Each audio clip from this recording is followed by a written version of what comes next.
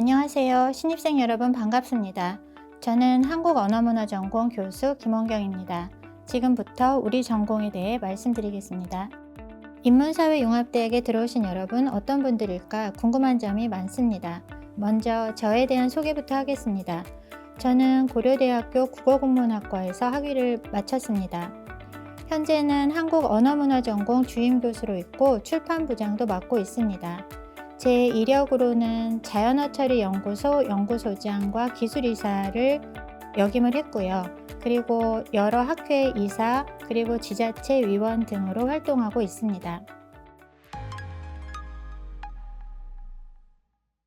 이제 본격적으로 우리 전공을 소개하겠습니다.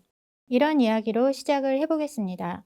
언어가 우리를 잇는 실이라는 것을 실감하는 순간에 놀라고 감동합니다. 라는 한강 작가의 수상소감이 있었습니다. 이 중 언어가 우리를 잇는 실이라는 표현이 참 인상적이었는데요. 언어의 존재감을 드러내는 정말 아름다운 순간이었습니다. 그러면 한국 언어문화전공에서 이 언어라는 것의 가치를 구현하는 방법에는 어떤 것들이 있을까요? 작가처럼 소설을 창작하는 것도 굉장히 의미 있는 일이고 또 우리에겐 이것 말고도 매우 다양한 선택지가 있습니다. 내가 하고 싶은 일, 그리고 나니까 또 나라서 할 수 있는 일에는 어떤 것들이 있을까요? 즐거운 전공생활, 진로는 다양하다라는 워딩으로 전공 소개를 해보겠습니다. 세계 속의 한국어와 관련된 부분입니다. 여러분들도 좋아하는 아티스트가 있으실까요? 한류라는 말은 이제 우리에겐 일상이 되었고요. 그리고 이 한류 때문에 한국어라는 언어에 대한 세계인의 관심이 늘기도 했습니다. 그런데 이제는 이 한류를 넘어서서 한국어 자체에 대한 굉장히 지속적이고 안정적인 관심이 생겼고 또 한글이라는 글자가 참 아름답다라는 생각에 그 미적이고 디자인적인 가치에 찬사 보내는 예술가들도 자주 발견하게 됩니다. 또 AI와 관련된 분야인데요. 프로그래머가 아닌 내가 AI를 더 스마트하게 할 수 있을까? 라는 질문을 하실 수 있을 텐데요.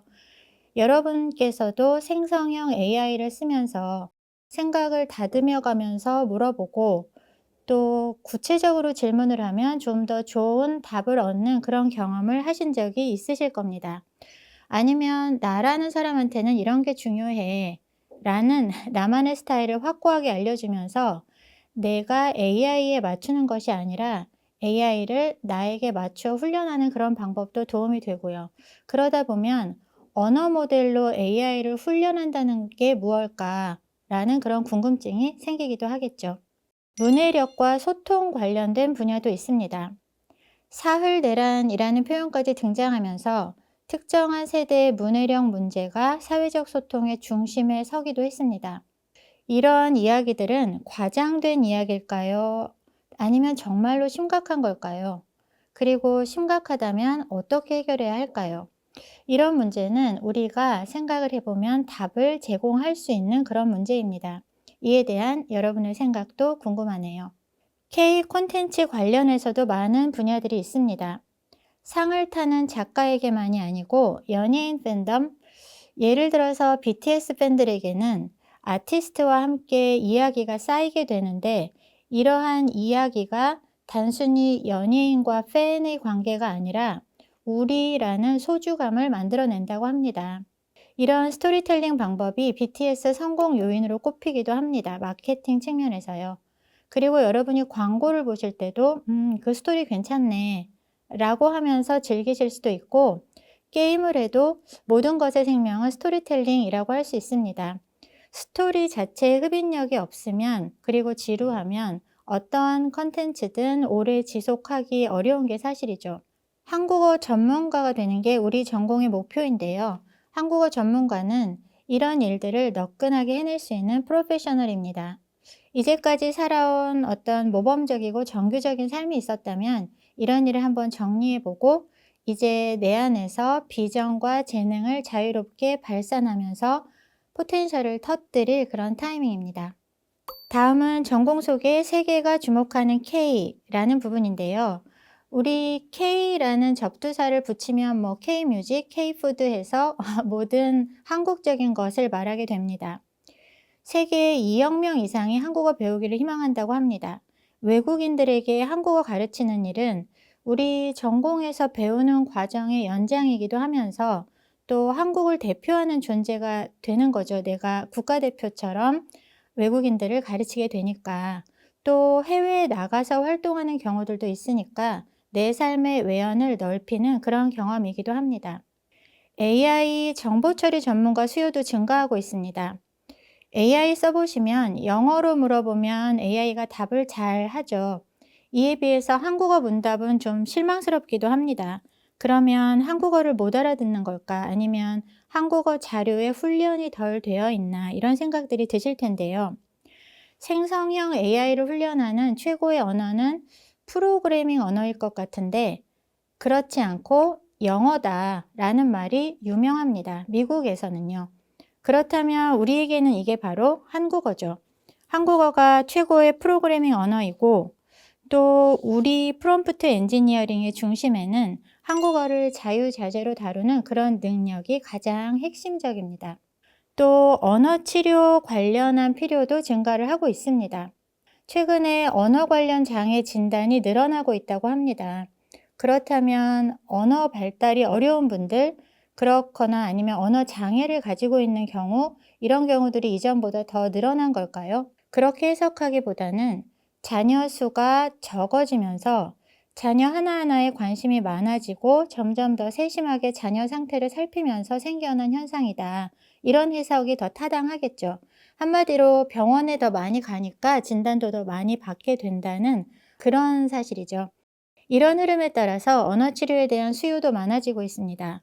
언어 치료사가 병원의 중요한 인력이 되고 관련 전문 병원도 늘어나고 있는 추세입니다. 스토리텔링 관련된 분야도 주목을 할 필요가 있는데요. 한국이 이야기 수출국이다 라는 말은 자주 들으실 겁니다. 창의적인 컨텐츠들이 참 많은데 여기 스토리텔링 분야가 또 바로 우리가 잠재력을 터뜨릴 장소입니다. 그간의 문화적인 성취에서 영감을 얻으실 수도 있고요. 또 스토리텔링 관련된 창작 도구들도 존재하는데 이런 것들도 사용해 보실 수 있습니다. 소통과 관련된 분야도 참 전망이 좋은 분야입니다. 한국어 전문가와 소통 전문가랑 관련해서 우리가 문해력 이야기도 했지만 우리는 그런 현상이 있구나 하고 멈추는 게 아니라 무슨 현상일까 또 어떻게 해결해야지 하는 즉 언어 정책 관련 논의를 해볼 수도 있고요. 또 우리가 직접 소통을 주도하는 방법에 대해서도 고민해 볼 수 있습니다. 이런 것들이 모두 한국 언어문화 전문가와 관련된 일들입니다. 우리 전공의 긍정적 지표에 대해서 말씀을 드리면 우리 전공은 무엇보다 학생들을 가장 중심에 두는 교육을 시행을 하고 있습니다. 그래서 항상 학생 요구 분석을 하고 소통을 중요하게 여깁니다. 또 여러분들께서 수강 신청하실 때 우수 인증 마크가 황금색으로 빛나는 그런 교과목이 있는데요. 우리 전공에는 5개의 우수 인증 교과목이 존재합니다. 또 강의 우수교원으로 상을 받은 교수님도 계시고요.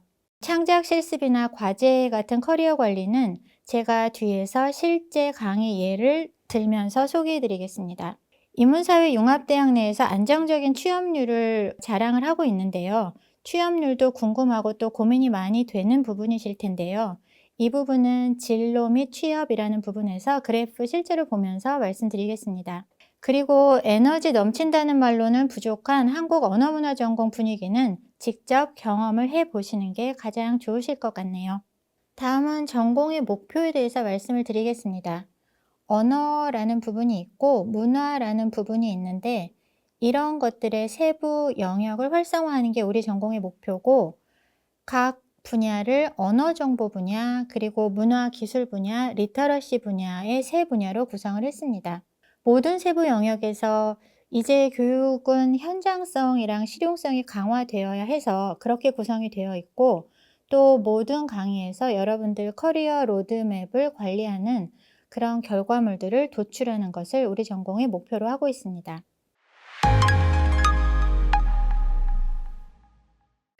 자, 이쯤에서 우리 전공에는 어떤 교수님들이 계신지를 한번 소개를 해드리겠습니다. 저는 김원경이고요. 예, 언어학 전공하고 있습니다. 한국어학의 모든 것이라고 제가 써봤고요. 장혜정 교수님은 희곡을 전공하고 드라마도 전공하고 계십니다. 공연 예술계에서 실제 비평가로 활동 중이십니다. 김중신 교수님은 국어교육 전공이고 문학교육의 대가다라고 하는데 정말 문학교육에서 많은 업적을 남기셨습니다. 송민규 교수님은 현대문학 전공이시고 현재 시인으로 그리고 비평가로 활발하게 활동을 하고 계십니다. 송선영 교수님은 컨텐츠 전공하신 컨텐츠 전문가로 문화 컨텐츠나 스토리텔링 관련된 전공을 담당하십니다. 실제로 만나보시면 참 좋은 교수님들이 많으십니다. 다음으로는 우리 교과 과정에 대해서 말씀을 드리도록 하겠습니다. 우리 전공은 앞에서도 잠시 말씀드린 대로 세 가지 유형의 전공 트랙에 기반해 있다. 이런 방법으로 커리어를 관리를 하고 있습니다. 그래서 우리만의 전공 경쟁력도 강화하고 복수 전공도 용이하게 하는 구성으로 이루어져 있습니다. 그리고 입학하면서 졸업까지 커리어나 교육의 질을 관리하기 위해서 노력하고 있습니다. 전공 트랙 유형은 트랙 1, 2, 3으로 나누어져 있는데 세부적인 부분은 잠시 후에 다시 말씀드리도록 하겠습니다. 개평 교과 과정의 구성 부분입니다. 이수체계를 구성하는 것은 트랙 공통 교과목이 있고 또 트랙별 교과목이 있습니다. 트랙 공통 교과목은 모든 전공에 가장 앞서서 1학년에 배우는 그런 교과목들입니다. 그래서 전공 심화하기 전에 우리가 필수적으로 들어야 될 그런 교과목으로 구성을 하고 있고요. 트랙별 교과목은 지금 사회적 흐름에서 이 흐름을 봤을 때 어떤 류의 교과목들이 필요할까라는 것들을 고심해서 선정을 했습니다. 그리고 또 굉장히 필요하다라고 판단이 되는 교과목들을 신설하기도 했습니다. 설득, 커뮤니케이션, 생성형 AI와 한국어, 인터랙티브 스토리텔링이나 광고 언어, 출판과 편집 같은 과목들이 신설 과목입니다. 트랙에 대해서 하나하나 한번 말씀을 드려보겠습니다. 첫 번째 트랙은 언어 정보 영역인데요. 우리 언어에는 수많은 정보들이 들어가 있습니다.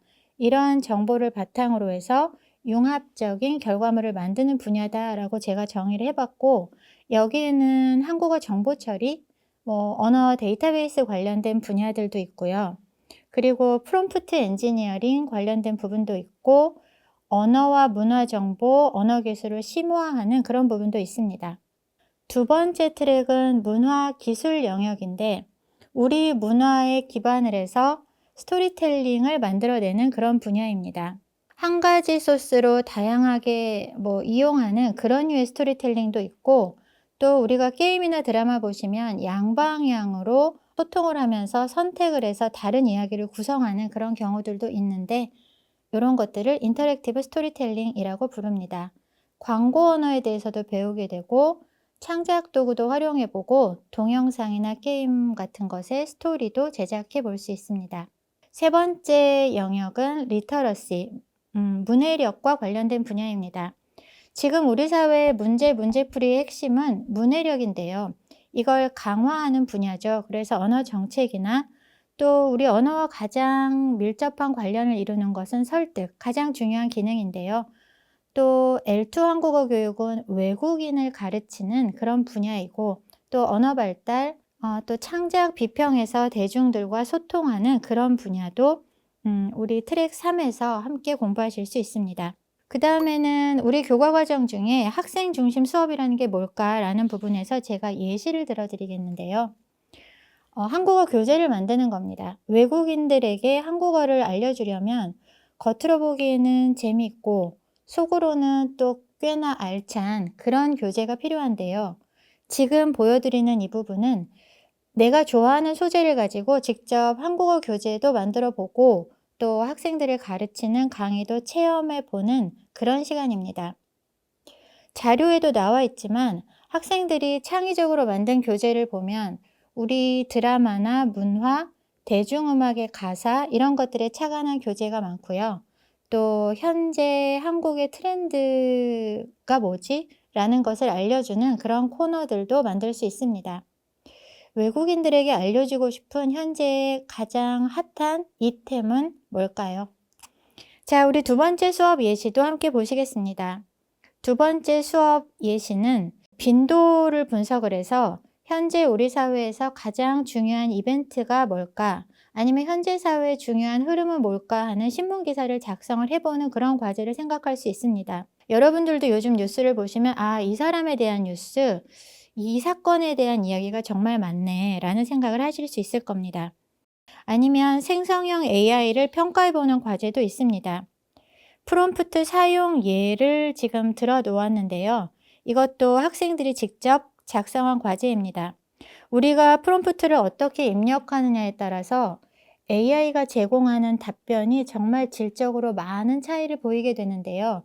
이런 것들을 실감나게 체험하면서 새롭고 논리적인 결론을 도출한 그런 수업 예입니다.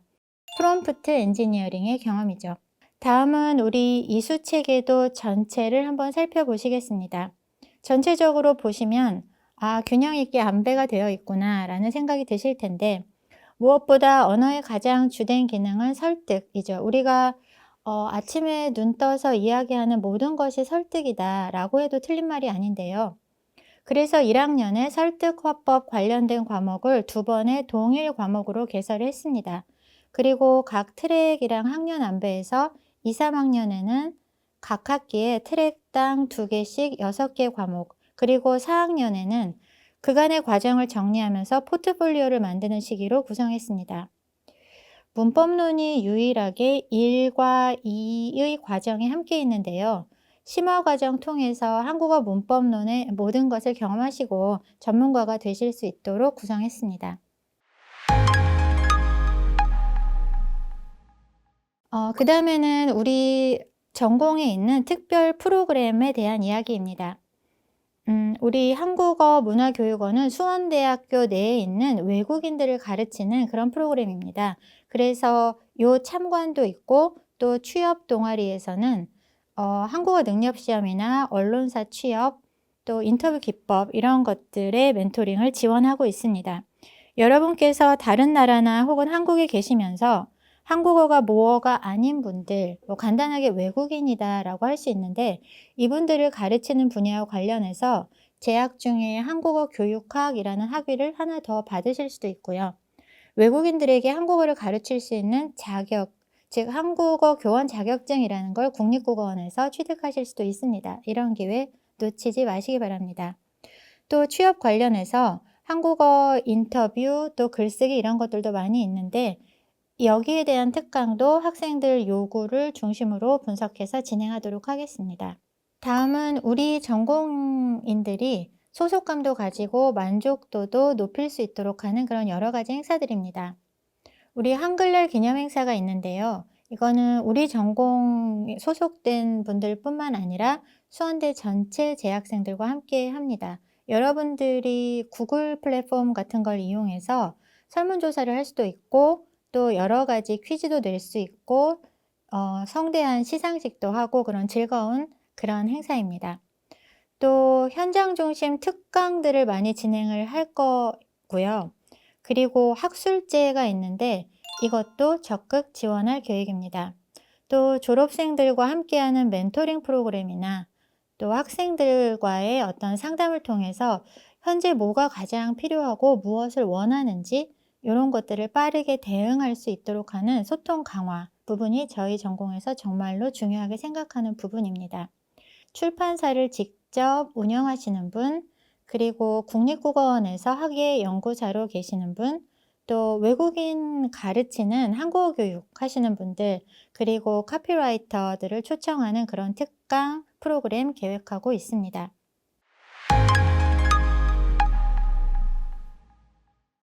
다음은 우리 진로 및 취업에 대해서 말씀을 드리도록 하겠습니다. 취업률 자료입니다.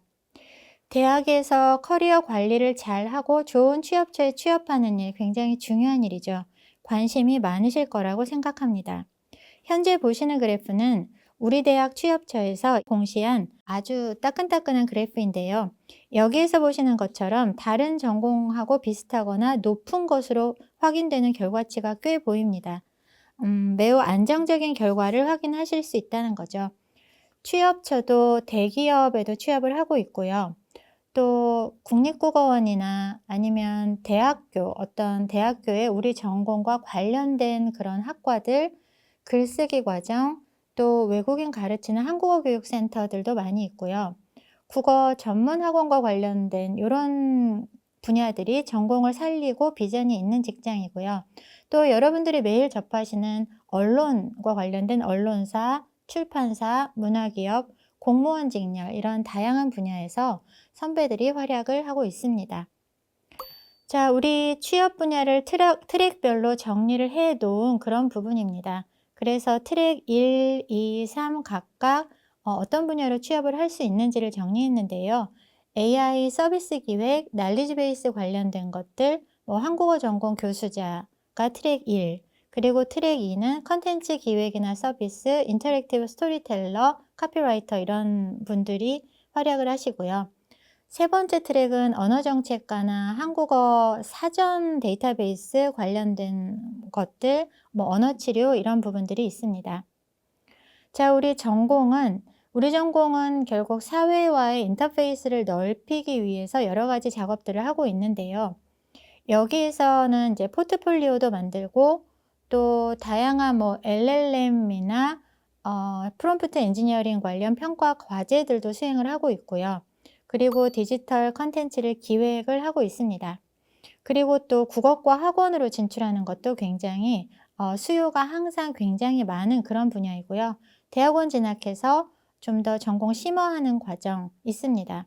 자격증에 관련돼서는 앞에서 말씀드렸던 외국인을 가르치기 위한 한국어 교원 자격증을 취득하는 것을 장려하고 있습니다. 국립국어원에서 관장하는 자격증이고요. 프롬프트 엔지니어 관련된 자격, 그리고 컨텐츠 제작 관련된 자격증도 있고요. 언어치료사, 언어 발달 지도사 이런 자격증들도 있습니다. 그리고 우리 전공 내에서 취득 가능한 그런 자격증으로는 독서 논술 지도사가 있습니다.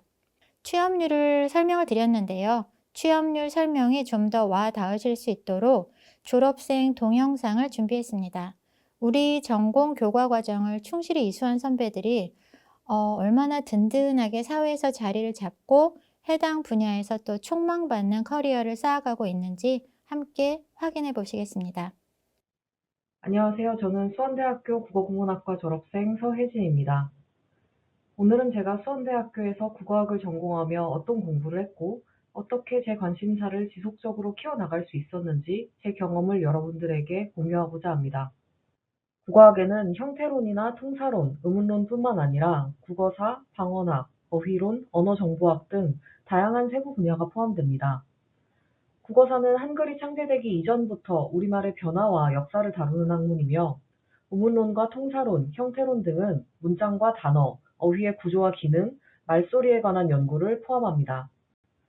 이처럼 국어학의 다양한 세부 분야는 국어학이라는 큰 틀 속에서 서로 상호 연결되어 있으며 모두 우리말을 연구하는 데에 필수적이라고 할 수 있습니다.